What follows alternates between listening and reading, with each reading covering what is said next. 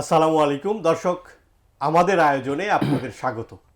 একদমই প্যানভিশন টেলিভিশনের স্বাস্থ্য বিষয়ক ফেসবুক পেজ, প্যানভিশন হেলথ এবং সেই সাথে ইউটিউব চ্যানেলের সাপ্তাহিক স্বাস্থ্য বিষয়ক আয়োজন শরীর ও মন। আর এই আয়োজনের আজকের আলোচনার বিষয় ঋতু পরিবর্তনজনিত রোগ ও এর প্রতিকার। অনুষ্ঠানের পুরো সময় জুড়ে থাকবো আমি মোয়াজ্জেম হোসাইন পলাশ এবং সেই সাথে যিনি বিশেষজ্ঞ চিকিৎসক হিসাবে আমাদের সাথে উপস্থিত রয়েছেন তিনি হচ্ছেন doctor M Wahiduzzaman, holy family red crescent medical college and হসপিটালের মেডিসিন বিভাগের সম্মানিত সহযোগী অধ্যাপক, এবং আমরা এই মুহূর্তে তার কাছে যেতে চাই। স্যার, স্বাগত আপনাকে। আপনাকেও স্বাগতম আমাদের সামনে উপস্থিত যারা আছেন দর্শক মণ্ডলী তাদেরকেও স্বাগতম।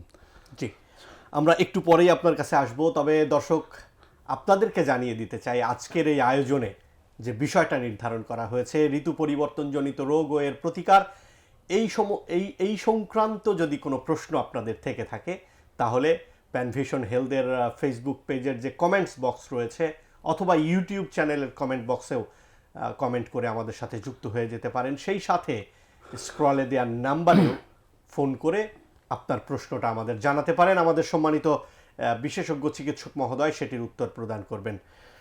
আমরা আর সময় নিতে চাই না। আসলে আপনারা জানেন দর্শক যে শীতকালের একেবারে শেষ ভাগে আমরা চলে এসেছি, তার মানে বসন্তটা শুরু হবে। ঋতু পরিবর্তনের এই সময়টায় মানব শরীরে নানা ধরনের সমস্যা তৈরি হয়। আমরা ডক্টর এম ওয়াহিদুজ্জামান স্যারের কাছে জানতে চাই যে ঋতু পরিবর্তনের এই সময়টায় আসলে মানব শরীরে কি কি ধরনের সমস্যা সাধারণত দেখা দেয়। ধন্যবাদ আপনাকে। এই সময় ঋতু পরিবর্তনের সাথে বিশেষ করে শীতের পরে যখন বসন্ত আসে এ সময় আবহাওয়াটা শুষ্ক থাকে, ফুলের বিভিন্ন জায়গায় রেণু ছড়ায় এবং এখানে ধুলাবালির পরিমাণটা একটু বেশি থাকে আমাদের পরিবেশে। সেই জন্য অনেক সময় অ্যালার্জিজনিত কিছু সমস্যা থাকে। তারপরে কিছু মানুষের সর্দি কাশি জ্বর এটা আসে, ভাইরাসজনিত জ্বর।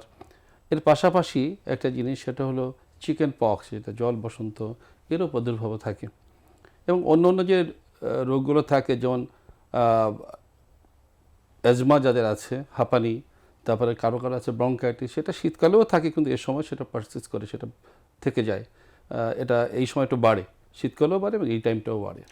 আমি আপনার আসলে এই প্রশ্ন ধরেই কথা বলতে চাই যে কেন ঠিক এই সময়েই বাড়তে হবে, কিংবা সর্দি কাশির কথা বলছিলেন, অ্যাজমার কথা বলছিলেন, এই যে ঋতু পরিবর্তনের সময়কালে এই সমস্যাগুলো কেন বেশি দেখা যায়? এমন কি হয় যে আবহাওয়ার পরিবর্তন কিংবা আর্দ্রতাজনিত সমস্যা, তাপমাত্রার সমস্যা, এগুলোই কি মেইন ফ্যাক্টর না আরও কোনো কারণ রয়েছে? মেইন ফ্যাক্টর হলো গিয়ে আমি একটু আগে যেটা বলেছি যে ধুলোবালির পরিমাণটা একটু বেশি থাকে, ড্রাই আবহাওয়া থাকে। তারপরে হলো গিয়ে ফুলের নতুন ফুল বসন্তে ফুল ফোটে, এসব ফুলের রেণু ছড়ায়। হ্যাঁ, এগুলো একটা কারণ। হ্যাঁ, এই কারণগুলোই মেন আবহাওয়ার যে তারতম্য, আবহাওয়ার যে পরিবর্তন, সেই কারণেই এগুলো হয়ে থাকে সাধারণত। দর্শক, বসন্ত আসবে, ফুল ফুটবে, যেটি স্যার বলছিল, ফুল ফোটার কথা শুনলেই আসলে মনটাও রঙিন হয়ে যায়। তবে তার পাশাপাশি ফুলের রেণু যে ক্ষতিকর, আপনার নিঃশ্বাসের সাথে গেলে সেটা আপনার হাঁচি কাশির জন্য একটা বড় কারণ হয়ে দাঁড়ায়, সেই বিষয়টাও কিন্তু অবশ্যই মনে রাখতে হবে। একদমই শীতের আগমন, শীতের শেষে বা বসন্তের আগমনে ত্বকের উপরে কি কোনো ধরনের ব্যাড ইম্প্যাক্ট পড়ে কিনা, বা সেটা হলে কি ধরনের ব্যাড ইম্প্যাক্ট তৈরি করতে পারে? না, এই সময় শীতের শেষে, শীতের সময় বা শীতের শেষে বা এই সময় সাধারণত ত্বক শুষ্ক থাকে এবং শুষ্ক থাকলে সাধারণত শরীরে চুলকানি। আর পাশাপাশি তো আমি একটু আগেই বলেছি যে আবহাওয়াটা ড্রাই থাকে, ধুলাবালি বেশি থাকে, ডাস্ট থাকে, যার জন্য এটাও শরীরে চুলকানি বাড়িয়ে দিতে পারে।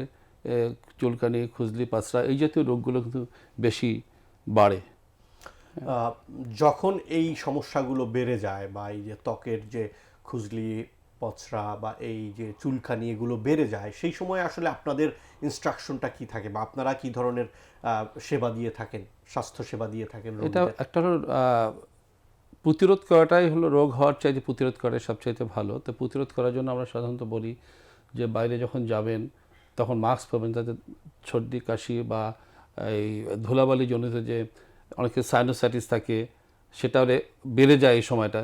তো সেই জন্য মাস্ক পরতে পারেন।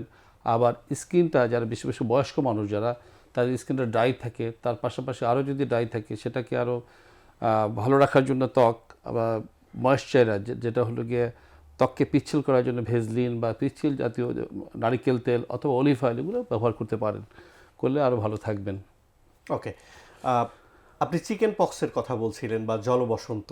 জি। ঠিক বসন্তের এই আগমনের সময়ে বসন্ত রোগ বা জলবসন্ত হয়, ঠিক কি কারণে এই চিকেন পক্স বা জলবসন্ত হয়ে থাকে? জলবসন্তের এই সময় বেশি হয়, এটা হলো গিয়ে আপনার এটা খুব ছোঁয়াছে একটা রোগ, খুবই ছোঁয়াছে রোগ।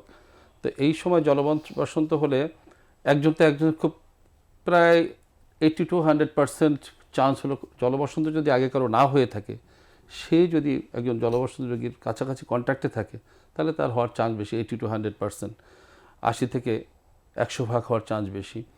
তো এটা খুবই ছোঁয়াছে, এই জন্য খুব এই সময়টা খুব স্প্রেড করে খুব বেশি। সেটা সেটা তো বিষয় রয়েছেই যে আপনি বললেন যদি আগে কখনো না হয়ে থাকে তাহলে হওয়ার সম্ভাবনাটা খুব বেশি থাকে, 80 to 100। কিন্তু যদি আগে কখনো হয়ে থাকে তাহলে কি কখনো চিকেন পক্স হয় না, এরকম বিষয়? আপনার কোশ্চেনটা খুবই সুন্দর কোশ্চেন। আগে যদি হয়ে থাকে তাহলে লাইফ লং তার একটা রোগ প্রতিরোধের একটা ব্যবস্থা হয়ে যায়, টিকার মতো কাজ করে, তার সাধারণত ইউজুয়ালি হওয়ার কথা না, হয় না। চিকেন পক্স হলে সাধারণত কি কি ধরনের সমস্যা তৈরি হয় শরীরে? চিকেন পক্স আসলে যেটা হলে যে সমস্যাটা দেখা যায়, ত্বকে প্রথমে লাল লাল ফুসকুড়ি পড়ে, লাল লাল উঁচু উঁচু দানা দানা শরীরে দেখা যায়। তারপরে ওইটা কিছুদিন কয়েকদিনের মধ্যেই, কিছু সময়ের মধ্যেই সেটা ফুসকির মধ্যে পানি হয়, এবং সে পানিটা অনেক সময় আছে যদি চুলকায় বা সেকেন্ডারি ব্যাকটেরিয়া, ডাক্তারি ভাষা বলে সেকেন্ডারি ব্যাকটেরিয়া ইনফেকশন, মানে ওখানে যে চুলকায় তাহলে ওখানে আবার ব্যাকটেরিয়া ঢুকে সেখানে পাস ফর্মেশন করে। তো প্রথমে ওরা এক একটা গ্রুপে আসে, 4-5 দিনের জন্য একটা গ্রুপ একটা জায়গা হয়, আবার ওটা চলে যাওয়ার নতুন গ্রুপে একটা চলে আসে, এইভাবে কয়েক সপ্তাহ থাকে, 2 সপ্তাহ বা 3 সপ্তাহ পর্যন্ত এটা পারসিস্ট করে। এটা বিভিন্ন শরীরে বিভিন্ন জায়গা হতে পারে, মাথা থেকে পা পর্যন্ত সব জায়গায় হতে পারে। তবে এটা সাথে পাশাপাশি একটু চুলকানি থাকতে পারে, একটু হালকা জ্বর থাকতে পারে, কারো কারো বেশি জ্বরও হতে পারে। দর্শক, চিকেন পক্স হওয়ার ফলে কি কি সমস্যা হতে পারে সেটা আমরা শুনলাম, এবং আপনারা শুনছেন প্যানভিশন টেলিভিশনের স্বাস্থ্য বিষয়ক আয়োজন শরীর ও মন, যেটির আজকের আলোচনার বিষয় ঋতু পরিবর্তনজনিত রোগ ও এর প্রতিকার। আপনার কোনো প্রশ্ন থাকলে তাহলে স্ক্রলে দেয়া নাম্বারে যুক্ত হয়ে আমাদের সাথে প্রশ্নটা রাখতে পারেন, আমাদের সম্মানিত চিকিৎসক মহোদয় সেটির উত্তর প্রদান করবেন। ঠিক চিকেন পক্সের একজন রোগী বা জলবসন্তের একজন রোগী যখন আপনাদের নিকট এসে হাজির হয়, তখন কি ধরনের স্বাস্থ্যসেবা বা চিকিৎসা আপনারা দিয়ে থাকেন? আসলে আপনারা জানেন যে চিকেন পক্স হলো ভাইরাস জনিত একটা রোগ। এটা হলো চিকিৎসা হলো লক্ষণ, এটা হলো লক্ষণের চিকিৎসা করা, যে লক্ষণ জ্বর হয়েছে প্যারাসিটামল।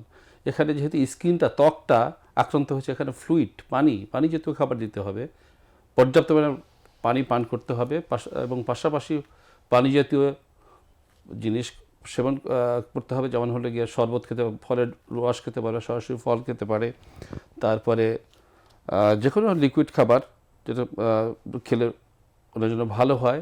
আর জ্বর কমানোর প্যারাসিটামল, তারপরে শরীরে চুলকানো কমানোর জন্য ডাক্তারের পরামর্শ নিয়ে চুলকানো কমানোর ওষুধ, এবং এখানে ভাইরাসকে কিল করার জন্য মেডিসিন আছে। সাধারণত এটা দেওয়া হয় না, তবে কিছু কিছু রোগীকে দেওয়া হয়, যেমন যাদের রোগ প্রতিরোধ ক্ষমতা কম, যেমন হলো ডায়াবেটিক রোগী, তারপরে হলো বয়স্ক মানুষ, বা যাদের রোগ প্রতিরোধ ক্ষমতা কম থাকে, তাদেরকে এটা দিলে পরে এটা ডিউরেশনটা, মানে এটা এই ভাইরাসজনিত রোগ যেটা হলো গিয়ে চিকেন পক্স যতদিন থাকবে তার চাইতে আরও ডিউরেশনটা বা সময়টা কমে আসবে, এবং রোগের তীব্রতাও কমে আসবে। ওকে, আমরা দর্শক জেনে নিলাম যে আসলে চিকেন পক্স হলে কি ধরনের চিকিৎসা সেবা দেওয়া হয়ে থাকে, এবং এইটার মাত্রা কতটুকু কমিয়ে রাখা যায় সেই বিষয়েই কিন্তু আসলে ডক্টররা সবসময় সজাগ থাকেন বা ওই বিষয়গুলো নজরদারিতে রাখেন। এটা সাধারণত কতদিন স্থায়ী হয়ে থাকে? এটা সাধারণত 2 থেকে 3 সপ্তাহ স্থায়ী হয়ে থাকে। এবং এই চিকেন পক্সটা আপনি বলছিলেন যে ছোঁয়াচে রোগ, কিন্তু এর একটা রেশ থেকে যায়, আমরা দেখি অনেকের শরীরে বা মুখে বিশেষ করে বেশ কিছু দাগ কিন্তু থেকে যায়। এই দাগ মুছে ফেলা বা দাগ না হওয়ার বিষয়ে কি আপনাদের কাছে কোনো ধরনের সমাধান রয়েছে কিনা? হ্যাঁ, এখানে দুটা তথ্য। একটা হলো দাগ যদি না হয় সেজন্য ওটাকে আমরা অনেকে আঙুল দিয়ে নখ দিয়ে বা ওই যে ফুসকুইটাকে করা যাবে, খোঁচা দেওয়া যাবে না, সোজা কথা খোঁচা দেওয়া যাবে না, বা বা আঁচড় দেওয়া যাবে না। আঁচড় দিলে দাগের সম্ভাবনা বেশি থাকে। আর আরেকটা জিনিস হলো গিয়ে এটা ভালো হয়ে যাওয়ার ফলে ধরুন চিকেন পক্স ভালো হয়ে গেছে কিন্তু শরীরে দাগ আছে, এই দাগটা কিছু সময়ের মধ্যে, কিছু কয়েক সপ্তাহের মধ্যেই এটা আস্তে আস্তে আস্তে আস্তে চলে যাবে। এই জন্য আলাদা কোনো ব্যবস্থা নেওয়ার প্রয়োজন নাই। তার মানে আপনি চলে যাবে। আমরা আমরা অনেক সময় দেখি যে এই সময়টায় ডাব খাওয়ার বিষয়ে সামনে চলে আসে, বা ডাব মুখে লাগানোর বিষয় চলে আসে, ক্যালামাইন জাতীয় বিষয়গুলো সামনে আসে। এগুলোর সাথে আসলে পক্সের সম্পর্কটা কি? হ্যাঁ, খুব সুন্দর কথা। এই আপনার যে ক্যালামাইন যেটা লোশন যেটা আছে, এটা হলো গিয়ে আরামদায়ক জিনিস। এটাকে একটু, এটা দুইটা জিনিস আছে, এটা দিলে পরে একটু রোগী আরাম বোধ করে এবং পাশাপাশি এখানে ইচিংটা কমায় এবং এটার যে এটা যে ফুসকুইটা সেটা সাইজটা একটু কমিয়ে আনে। এটা তো রুগীর জন্য এটা ভালো হয়, এটা একটা দেওয়া হয়।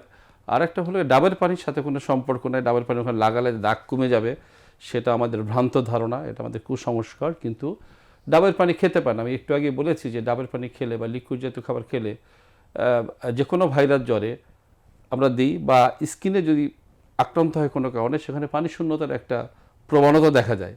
সেই জন্য সেই হিসাবে ডাবের পানি খেতে পারে। তো ডাবের পানি লাগালে যে কোনো আলাদা বেনিফিট হবে সে ধরনের কোনো তথ্য মেডিকেল সায়েন্সে নাই। এই ধরনের রোগগুলোর ক্ষেত্রে কি আপনাদের এটা মনে হয়েছে বা মনে হয় কিনা বা পরীক্ষিত কিনা যে ঋতু পরিবর্তনের সাথে সাথে ভাইরাস বা ব্যাকটেরিয়াগুলো অ্যাক্টিভ হয়ে যায় বেশি, বা কোনো কারণে তাপমাত্রার পরিবর্তনের কারণে? হ্যাঁ হ্যাঁ, তাপমাত্রা পরিবর্তনে বা সময়ের পরিবর্তন, বা অনেক সময় সময়ের পরিবর্তনে এগুলোর কোনো জেনেটিক চেঞ্জ হয়। হ্যাঁ, তখন বিভিন্নভাবে বিভিন্ন ভাইরাস আসে। হ্যাঁ, আবার ভাইরাসগুলো এক একটা সিজনে চলে আসে, এটা আবহাওয়ার সাথে সম্পর্ক আছে, ঋতু একদমই। পরিবর্তনের সাথে সম্পর্ক আছে। অসংখ্য ধন্যবাদ। দারুণভাবে আমরা চিকেন পক্সের বিষয়টা বা জলবসন্তের বিষয়টা জেনে নিলাম। তবে আরও একটা প্রশ্ন এই বিষয়ে থেকেই যায়, সেটি হলো একটু আগেই ডক্টর এম ওয়াহিদুজ্জামান তিনি কিন্তু বলছিলেন যে প্রতিকারের চেয়ে যদি প্রতিরোধ করা যায় সেটাই কিন্তু বেটার। এক্ষেত্রে সর্দি কাশি হাঁচির জন্য আমরা নিশ্চয়ই মাস্ক ব্যবহার করতে পারি, তবে চিকেন পক্স বা জলবসন্তকে প্রতিরোধ করার কোনো সুযোগ রয়েছে কিনা? হ্যাঁ, যিনি চিকেন পক্সে আক্রান্ত হবেন তাকে একটু আলাদাভাবে রাখতে হবে। তাকে কর্মক্ষেত্রে যেতে না যাওয়ার জন্য বলা উচিত, এবং তাকে বাসায় যদি অন্য অন্য কোনো মেম্বারতে থাকে তাদের কাছে আলাদা রাখতে হবে। কারণ আগে যদি কারো চিকেন পক্স হয়ে থাকে উনি ওনার সাথে যোগাযোগ করতে, ওনার সেবা শুশ্রূষা করতে পারবেন। কিন্তু অন্যরা যারা আগে কখনো চিকেন পক্স হয়নি তাদের একটু আলাদাভাবে আইসোলেটেড করে রাখতে হবে, আলাদাভাবে রাখতে হবে। তাহলে ওই যিনি আগে কখনো আক্রান্ত হননি তিনি এনার থেকে আক্রান্ত হওয়ার প্রবণতা কম থাকবে। ওকে দর্শক, আমি একটু আগেও বলছিলাম যে চিকেন পক্স সম্পর্কে আশা করি যে বিস্তারিত বিষয়গুলো আপনাদের জানা হয়েছে বা অবগত হতে পেরেছেন। আমাদের আজকের আয়োজনে ডক্টর এম ওয়াহিদুজ্জামান তিনি যেহেতু মেডিসিন বিশেষজ্ঞ এবং একজন অ্যাসোসিয়েট প্রফেসর, অভিজ্ঞ ডক্টর, সুতরাং আমরা আরও কিছু বিষয় নিয়েও কথা বলবো, যার মধ্যে আমি প্রথমে আসলে আপনার কাছ থেকে এটা জেনে নিতে চাই যে একজন মেডিসিন বিশেষজ্ঞ তো আসলে বহুমুখী স্বাস্থ্য সমস্যা নিয়ে আলোচনা করে বা কাজ করে থাকে। তো এটা আমার জানার ইচ্ছা যে মেডিসিন বিশেষজ্ঞ আসলে কি কি বিষয়গুলো নিয়ে আলোচনা করে। আমরা কিডনি রোগ বিশেষজ্ঞ বলতে স্পেসিফিক কিডনি রোগীগুলোই ওই জায়গায় সাধারণত হিট করে, বা একজন লিভার রোগ বিশেষজ্ঞ তিনি সাধারণত লিভারের সমস্যাজনিত বিষয়গুলোই দেখে। কিন্তু একজন মেডিসিন বিশেষজ্ঞ কি কি বিষয় নিয়ে কাজ করে থাকে? হ্যাঁ, খুব একটা ভালো কোশ্চেন, এবং এটা অনেকেই জানে না এবং জানার প্রয়োজন আছে। সেটা হলো মেডিসিন বিশেষজ্ঞ হলো আমাদের মেডিসিন যে বই আছে সেই বইয়ে কিন্তু বিভিন্ন চ্যাপ্টার আছে, যেমন হলো গিয়ে কিডনি, লিভার, হার্ট, স্কিন, তারপরে সংক্রামক যে ব্যাধি সেগুলো, ডায়াবেটিস, হরমোন। তো একজন মেডিসিন বিশেষজ্ঞ হতে গেলে তাকে এই সব বিষয়ে পারদর্শী হয়ে এবং পুঙ্খানুপুঙ্খানু পারদর্শী হয়ে তারপরে মেডিসিন বিশেষজ্ঞ হতে হয়। একজন মেডিসিন বিশেষজ্ঞ তিনি যেমন টাইফয়েডের চিকিৎসা করতে পারেন, তেমন তিনি কিডনি জনিত রোগ, তারপরে হলো গিয়ে আপনার হাঁপানি, তারপরে হলো লিভারের যে সমস্যা, সবগুলোরই চিকিৎসা করতে পারেন। কিন্তু ধর একটা খুব ইনভেসিভ যে জিনিস আরও একটা ডিপে যেটা হলো গিয়ে ধর একটা পেশেন্টের কিডনি ট্রান্সপ্লান্টেশন হবে বা কিডনিজনিত রোগ খুব সিভিয়ার হয়ে গেছে, তীব্র হয়ে গেছে, সেক্ষেত্রে প্রয়োজনে কিডনি বিশেষজ্ঞ নিয়ে, কারণ আসলে চিকিৎসা কিন্তু এটা একটা সবার সামগ্রিক একটা প্রয়াসের ফলে রোগীকে চিকিৎসা করা হয়, তখন আমরা অনেক সময় বোর্ড করি মানে বা আমরা তখন কিডনি যে বিশেষজ্ঞ আছে ওনাকে ডাকি, আপনি আসেন, আমরা মিলে আমরা একত্রিত করে তখন রোগীর চিকিৎসা করি।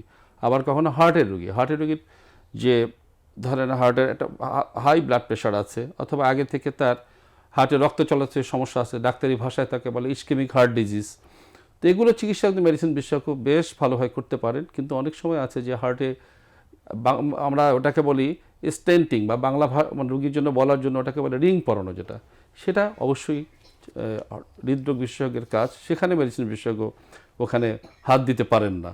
কিন্তু মেডিসিন বিশেষজ্ঞ সব বিষয়ই এই যে বিষয়গুলো বললাম, যেমন ডায়াবেটিস, থাইরয়েড, তারপরে সংক্রামক রোগ, তারপরে হলো গিয়ে অ্যাজমা, হাঁপানি, লিভার ডিজিজ বা যকৃতজনিত যে কোনো রোগ, সবগুলোই উনি চিকিৎসা করতে পারেন।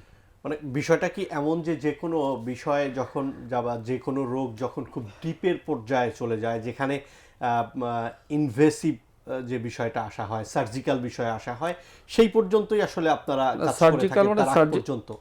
জি, আপনার কোশ্চেনটা খুব সুন্দর।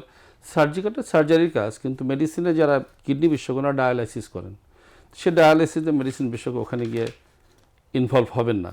কিন্তু তার আগ পর্যন্ত কিডনি রোগীর চিকিৎসাকে ধরেন ডায়াবেটিস কন্ট্রোল, প্রেশার কন্ট্রোল, তার কিডনির সমস্যা হওয়ার জন্য কিন্তু ব্যথার ওষুধ খাওয়া অনেক কারণে হয়, সেই কারণগুলোর চিকিৎসা মেডিসিন বিশেষজ্ঞ যথেষ্ট করতে পারেন। কিন্তু কোনো কোনো ক্ষেত্রে কিডনি বিশেষজ্ঞের সাথে পরামর্শ করেন। এখানেই আমি কথা বলতে চাই যে ডায়াবেটিস এবং উচ্চ রক্তচাপের কথা বলছিলেন, প্রেশারের যে রুগীদের ট্রিটমেন্টের বিষয়টা, আসলে কোন পর্যায় পর্যন্ত গিয়ে একজন মেডিসিন বিশেষজ্ঞ সংশ্লিষ্ট রোগের বিশেষজ্ঞের নিকট রেফার করে থাকেন? রাইট, আপনার ডায়াবেটিস চিকিৎসার জন্য কিন্তু আসলে বিশেষজ্ঞ ডাক্তার হতেই হবে তা না।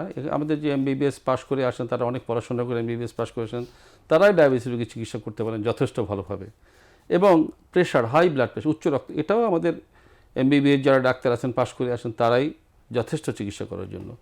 কিন্তু কখনো কখনো তারা রেফার করেন বা কখনো কখনো সেই রোগীগুলো মেডিসিন বিশেষজ্ঞ দেখতে হয়, এটার জন্য আপনার যথেষ্ট মেডিসিন বিশেষজ্ঞ, উনি এটার চিকিৎসা করতে পারেন। তবে অনেক সময় এখন রোগীরা চয়েস করেন, বিভিন্ন ব্রাঞ্চ হয়েছে, কখনো ডায়াবেটিস বিশেষজ্ঞ, হরমোনের ডাক্তার, এন্ডোক্রাইনোলজিস্ট, তাদের কাছে যান। আবার কেউ কেউ ব্লাড প্রেশারের জন্য কার্ডিওলজিস্টের কাছে যান। কিন্তু মেডিসিন বিশেষজ্ঞ এগুলো চিকিৎসা করেন, কারণ আমাদের শরীরে একটা অঙ্গের সাথে আরেকটা অঙ্গ ওতপ্রোতভাবে জড়িত। যেমন গাড়ির একটা পার্টস যদি নষ্ট হয়, তাহলে অন্য গাড়ি কিন্তু চলবে না, অন্য পার্টসের সাথে সম্পর্ক আছে। তেমনি আমাদের শরীরের ধরেন হার্টের সাথে হাই ব্লাড প্রেশারের সম্পর্ক আছে, তারপরে কিডনির সাথে প্রেশারের সম্পর্ক আছে, স্ট্রোকের সাথে কোলেস্ট্রল সম্পর্ক আছে।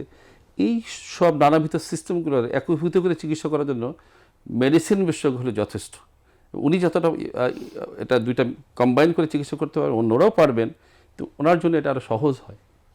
নিশ্চয়ই। আর সহজ হওয়ার জন্য আপনি একটু আগেও যে বিষয়টা নিয়ে এসেছিলেন যে কোনো একটা কঠিন পরিস্থিতিতে নিশ্চয়ই আপনারা বিভিন্ন ধরনের বিশেষজ্ঞ এবং মেডিসিন বিশেষজ্ঞ তারা বোর্ড বসে আসলে কোনো ধরনের সিদ্ধান্ত নিয়ে থাকেন, সেটা তো অবশ্যই একটা পার্ট। আমরা যেহেতু আপনারা লিভার নিয়েও কাজ করে থাকেন বা কিডনি নিয়েও কাজ করে থাকেন, আমরা এটাও জানতে চাই যে আসলে লিভারের সমস্যায় আক্রান্ত একজন রোগী কতক্ষণ পর্যন্ত একজন মেডিসিন বিশেষজ্ঞের আওতায় বা আওতাধীন চিকিৎসা নিতে পারে বা নেওয়া উচিত? খুব ভালো কথা, কারণ আমি ধরেন অ্যাকুট লিভারটা রোগ তো বিভিন্ন ধরনের হয়। ধরেন ভাইরাস দিয়ে আক্রান্ত হয়ে যে লিভারের রোগটা হয় তাকে বলে ভাইরাল হেপাটাইটিস, মানে লিভারের প্রদাহ। আবার অনেক সময় আছে যে hepatitis C virus, B virus, alcohol, আবার আরও কিছু কিছু জিনিস আছে, যেমন কপার লিভারের ডিপোজিশন হয়ে জমা হয়ে একটা রোগ তৈরি করে, লিভার উইলসন ডিজিজ ডাক্তারি ভাষায় বলে। আবার আয়রন, লৌহ লিভারে ডিপোজিশন হয়ে হেমাকমোডিসিস নামে লিভার ডিজিজ তৈরি করে। তো এই যে লিভার যেগুলো যখন ক্রনিক অনেক দিন থাকে তাকে বলে ক্রনিক লিভার ডিজিজ। তো chronic liver disease, acute liver disease, এগুলো মেডিসিন বিশেষজ্ঞ যথেষ্ট চিকিৎসা করার জন্য। ওই আমি আগেও বলেছি যেটা আমাদের চিকিৎসা হলো শেয়ারিংয়ের ব্যাপার। তো যখন লিভারের যে কমপ্লিকেশন হয়, লিভার ট্রান্সপ্লান্টেশন করবে সেই সিদ্ধান্তের একটা ব্যাপার আছে। অনেক দিন যদি দেখেন লিভারের যে কমপ্লিকেশন বা জটিলতাগুলো কি, সেটা হলো অনেকে পেটে পানি আসে, রক্ত বমি হয়, পায়খানা কালো হয়ে যায়, তারপরে হলো গিয়ে রুগী অনেক সময় অ্যামোনিয়া বেড়ে গিয়ে ব্রেনের একটা প্রবলেম করে, সমস্যা করে, সেটাকে বলে হেপাটিক এনসেফালোপ্যাথি ডাক্তারি ভাষায়, এটা মেডিকেল টার্ম। তো এই সব জিনিসগুলোতে সেখানেও মেডিসিন বিশেষজ্ঞ ট্রিট করতে পারেন। তবে কখনো কখনো লিভার বিশেষজ্ঞের বা মাঝে মাঝে লিভার বিশেষজ্ঞের পরামর্শক্রমে ওনার সাথে পরামর্শ করা যেতে পারে এই ব্যাপারে। ধন্যবাদ। আমরা দর্শক আসলে লিভার রোগের সাথে মেডিসিন বিশেষজ্ঞের কতটুকু ইন্টারাকশন রয়েছে সেটুকু সম্পর্কে আমরা জেনে নিলাম। তবে এই মুহূর্তে আমরা আসলে এই প্যানভিশন টেলিভিশনের আজকের যে স্বাস্থ্য বিষয়ক আয়োজন শরীর ও মন, সেই আয়োজনের একটা ছোট্ট বিরতিতে যেতে চাই। এতক্ষণ সাথেই ছিলেন, আশা করি বিরতির পরে এসেও আপনাদের সাথেই পাবো।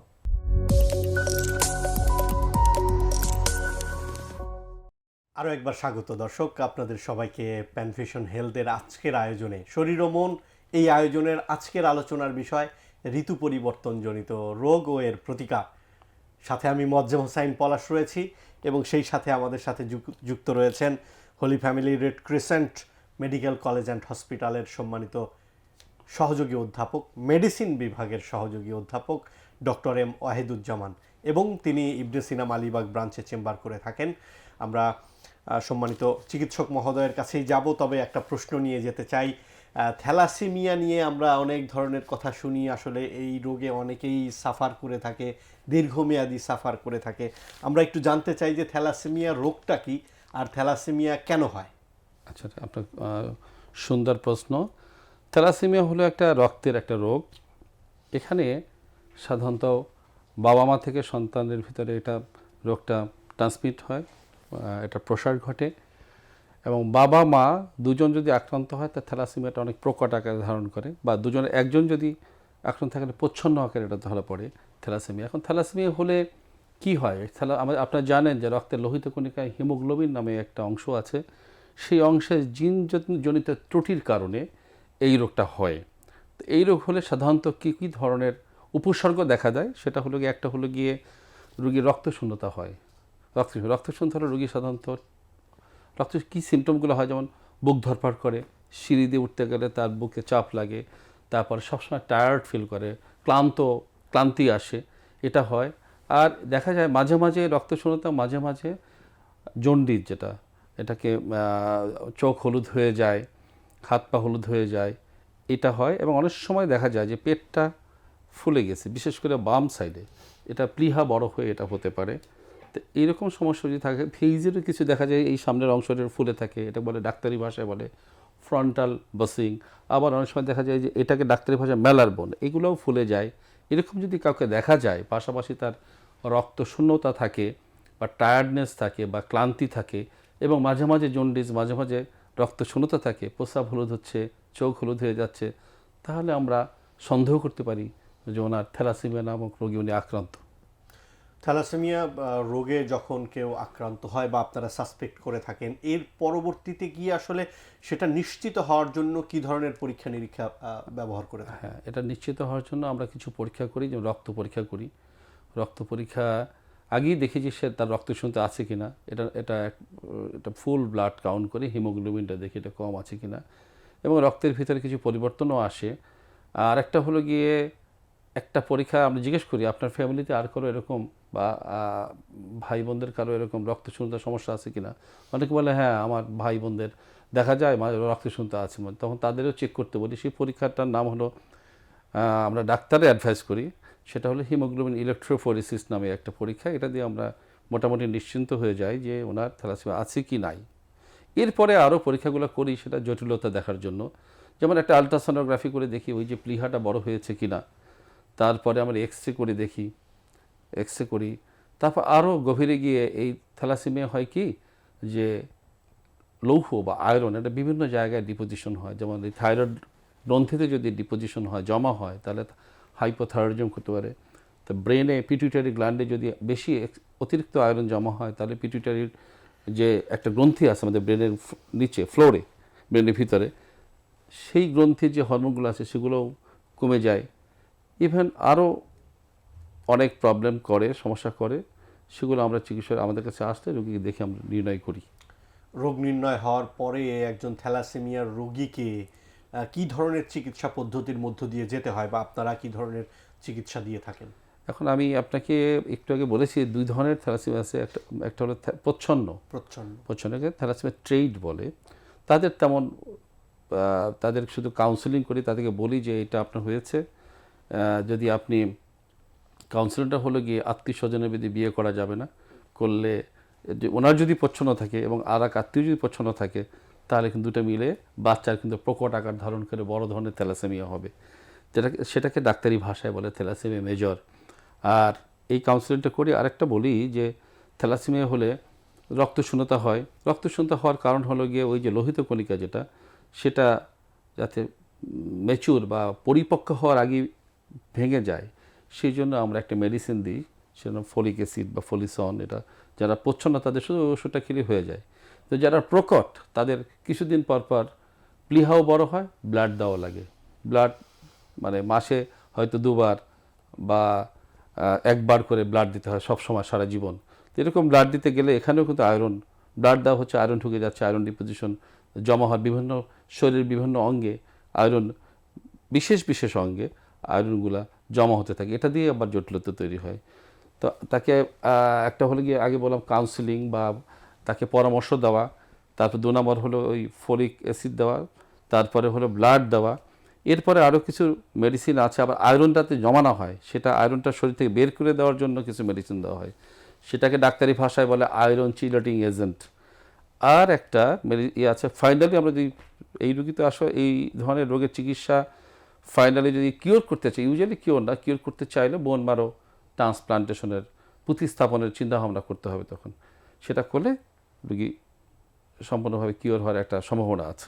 মানে সম্ভাবনা আছে, হ্যাঁ, হয়। সেটা কি আদৌ কিউর হয় কিনা, কিংবা আমি একেবারে প্রশ্নটাই শেষ করতে চাই এইভাবে যে থ্যালাসেমিয়ায় আক্রান্ত রোগী কি আসলে শেষে এসে একদম অ্যাট দ্য এন্ড কি ঘটনাটা ঘটে, সে এটা কি টোটালি কিউর করা সম্ভব নাকি না তাকে লাইফ টাইম চিকিৎসা পদ্ধতির মধ্য দিয়েই যেতে হয়? আপনি বলছিলেন যে থ্যালাসেমিয়ার চিকিৎসা করতে করতে আবার আয়রন জমা হয়, সেখানে একটা কমপ্লিকেশন হয়ে যায়।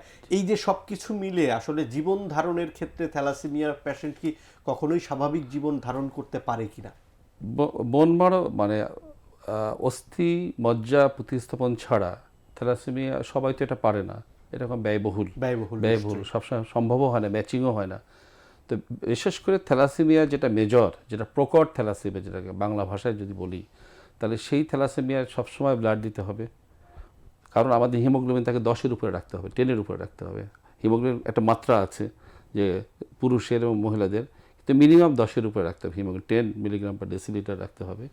এবং এটা রাখতে গেলে তার যে রক্ত শূন্যতা না হয়, শুধু আমাকে রক্ত দিতে হবে। এবং রক্ত দিতে গেলে তার আয়রন বা লৌহ শরীরে বিভিন্ন জায়গায় জমা হতে থাকবে। লিভারে জমা হলে লিভার ডিজিজ করতে পারে।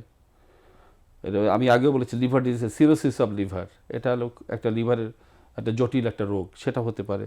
আবার এটা যে প্যানক্রিয়াস, অগ্নাশয় নামক একটা লেজরের মতো একটা গ্রন্থি আছে আমাদের লিভারের কাছে, পেটের উপরের দিকে, সেখানে যদি এই লৌহ জমা হয় তাহলে ডায়াবেটিস হতে পারে। কারণ ওখান থেকে ডায়াবেটিস হওয়ার মানে ডায়াবেটিস, ওখানে যদি বিটা কোষ আছে, ডায়াবেটিসের উৎপত্তি, সেটা হতে পারে। এবং আমি আগে বলেছি যে থাইরয়েড গ্রন্থিতে যদি এটা ডিপোজিশন মানে থাইরয়েড হরমোন কমে যেতে পারে। আবার যদি ব্রেনের পিটুইটারি গ্ল্যান্ডে, ব্রেনে একটা গ্রন্থি আছে পিটুইটারি, সেখানে যদি জমা হয় তাহলে ওখান থেকে থাইরয়েড হরমোনও কমতে পারে। শরীর রক্ষাকারী খুব গুরুত্বপূর্ণ একটা হরমোন আছে কর্টিসল, সেটা কমে লাইফ অনেক সময় জীবন হুমকির মুখে পড়ে যেতে পারে। প্লাস ব্লাড প্রেশার কমে গিয়ে হুমকির মুখে পড়তে পারে। আবার এমনও হতে পারে পুরুষের বা মেয়েদের যে হরমোন আছে সেই হরমোনগুলোও কমে যেতে পারে। এটা একটা হয়। আর একটা হয় গিয়ে ওনার প্লীহা বারবার এরকম অবস্থা হয়ে প্লীহাটাও বড় হয়ে যেতে পারে। তখন প্লীহা বড় হয়ে গেলে ওনার উপর প্রেশার পড়ে যায় পেটে, সেক্ষেত্রে প্লীহাকে অপারেশন করতে হয়। তো ওখানে অপারেশন করতে গেলে প্লীহাটাকে অপারেশন করার পরে আবার প্লীহা কিন্তু আমাদের শরীরে রোগ প্রতিরোধ ক্ষমতার জন্য আবার দরকার। তো প্লীহাকে অপারেশন ওখানে যেটা হয় ভ্যাকসিন দিতে হয়। কারণ ভ্যাকসিন না দিলে আবার বিভিন্ন ধরনের জীবাণুতে সংক্রমণ হওয়ার খুব থাকে, প্রবণতা থাকে। যেমন ব্রেনের পর্দায় ইনফেকশন হয়, মেনিনজাইটিস ডাক্তারি ভাষায় বলে, এবং নিউমোনিয়া হওয়ার চান্স থাকে, সেই জন্য এগুলো টিকা দিতে হয়। তার মানে দর্শক, একটা থ্যালাসেমিয়ার পেশেন্টকে আসলে প্রতিনিয়ত বিভিন্ন চ্যালেঞ্জের মধ্য দিয়েই সামনের দিকে এগিয়ে যেতে হয়। Right. এখন আপনি আপনার কাছে আমার পরবর্তী যে বিষয়টি জানবার বিষয় তা হলো যে প্রচ্ছন্ন থ্যালাসেমিয়ার যে জীবাণু সেটির কথা বলছিলেন যে বাবা এবং মায়ের মধ্যে যদি প্রচ্ছন্ন থাকে তাহলে সেটা সন্তানের ক্ষেত্রে অ্যাক্টিভ হয়ে যায়। এবং এটা কি আসলে কনফার্ম কিনা যে বাবা মায়ের মধ্যে থাকলে সেটা কনফার্ম হবেই? এমন কি হয় কখনো যে না, বাবা মায়ের মধ্যে প্রচ্ছন্ন অবস্থায় আছে কিন্তু সন্তানের মধ্যেও সেই বিষয়টা আসেনি, এরকম হবি কোনো এর সুযোগ কথা আছে না, কিনা? হওয়ার চান্স আছে, এটা একটা পার্সেন্টেজ আছে, হওয়ার চান্স আছে। তাহলে থ্যালাসেমিয়া থেকে নিজেদেরকে নিস্তার রাখবার অন্যতম একটা উপায় কি এরকম যে বিয়ে শাদী করবার আগে আসলে নিজেদেরকে বিভিন্ন ধরনের প্রি ম্যারাইটাল যে টেস্টগুলো রয়েছে বা হেলথ চেক আপগুলো করে নেওয়াটা ভালো, এরকম মনে করেন কিনা? আসলে বিয়ের আগে কিছু কিছু পরীক্ষা করে নেওয়া ভালো, তার ভিতরে থ্যালাসেমিয়া, হিমোগ্লোবিন ইলেকট্রোফোরেসিস, এটা করে নেওয়া ভালো। কারণ দেখা গেলো আত্মীয় স্বজনের ভিতরে হলো, আত্মীয় স্বজন ছাড়াও তো হতে পারে, দুইজন প্রচ্ছন্ন বিয়ে হতে পারে, একদমই হতে পারে, সেক্ষেত্রে এই পরীক্ষাটা করে নেওয়া ভালো। আবার ওই যে আমি বললাম না, হেপাটাইটিস বি, সি, এগুলো তো লিভার ডিজিজ করে, এগুলো চেক করে নেওয়া ভালো, তাহলে লিভারের সমস্যা হওয়ার চান্স কম। তারপরে হলো গিয়ে অন্য যেগুলো আপনার ব্লাড সুগারটাও চেক করে নিতে পারে, এরকম কিছু কিছু জিনিস, রক্তের আরও কিছু পরীক্ষা আছে যেগুলো করে নিলে ভালো হয় আসলে। যদি আমাদের সেরকম সিস্টেম নাই, করলে ভালো হয়। জি, থ্যালাসেমিয়া সম্পর্কেও আমরা আশা করি যে খুব ভালো ধারণা আপনাদেরকে দিতে পেরেছি। দর্শক, আমরা শেষবারের জন্য ডক্টর এম ওয়াহেদুজ্জামান তার কাছে যেতে চাই যে এই যে আমরা ঋতু পরিবর্তনজনিত বিভিন্ন সমস্যার কথা বলছিলাম এবং সেটার প্রতিকার কিভাবে করা যায় বা প্রতিরোধও যদি করা যায় কিভাবে, সেই বিষয়গুলো নিয়ে যদি আমরা আরেকটাবার আলোকপাত করতে চাই যে ঋতু পরিবর্তনজনিত বিভিন্ন সমস্যা থেকে নিজেদেরকে কিভাবে রক্ষা করতে পারি, কিভাবে কি ধরনের প্রোটেকশন নিতে পারি? আচ্ছা, খুব ভালো কথা। আসলে যেমন হলো গিয়ে ঋতুর তো আপনার এটা একটা ব্রড টার্ম, এখন এটা বসন্তকালে না, এখন অনেকটা ব্রড টার্ম চলে আসছে, যেটা হলো গ্রীষ্মকালে সাধারণত পানিবাহিত রোগগুলো একটু বেশি হয়, যেমন টাইফয়েড হয়, সেগুলো আমরা বিশুদ্ধ পানি পান করতে পারি। এবং এখানে হিট স্ট্রোক নাম শুনেছে, গরমের ভিতর নামলে যারা কৃষক বা রিক্সাওয়ালা যারা কাজ করেন গরমে, তাদের কিন্তু একটা হয়, ঘাম হয়ে, পানি শূন্যতা হয়ে, লবণ শূন্যতা হয়ে লেগ ক্রাম্পিং হয়। তাই সেক্ষেত্রে একটু মাঝে মাঝে সে মাথায় একটা ক্যাপ পরতে পারে, বা লেগ ক্রাম্পিং হলে খাবার স্যালাইন এগুলো খেতে পারে, লবণ পানি খেতে পারে। আবার যদি অত্যাধিক রোদে বেশিক্ষণ থাকা যাবে না, হিট স্ট্রোক, এটা একটু লাইফ থ্রেটেনিং একটা কন্ডিশন, জীবন হুমকির মুখে ফেলায়, সেরকম একটা অবস্থা হয়।